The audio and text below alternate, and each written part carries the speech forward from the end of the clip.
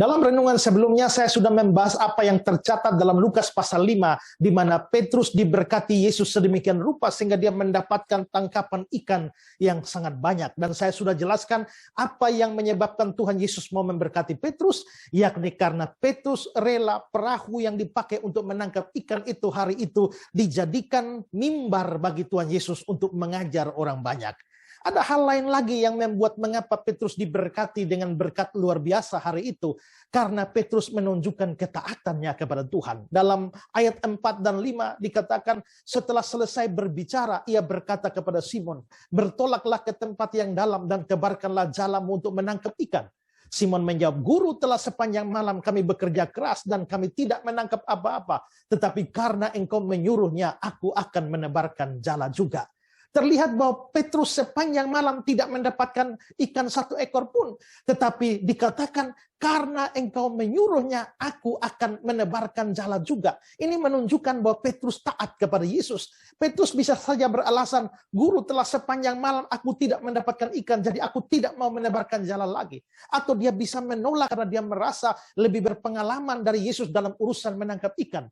Tapi dia tidak lakukan itu. Dia menunjukkan ketaatannya. Dan dari ceritanya kita tahu bahwa Petrus hari itu diberkati dengan ikan yang luar biasa. Di sini kita bisa melihat yang membuat Petrus diberkati adalah ketaatannya.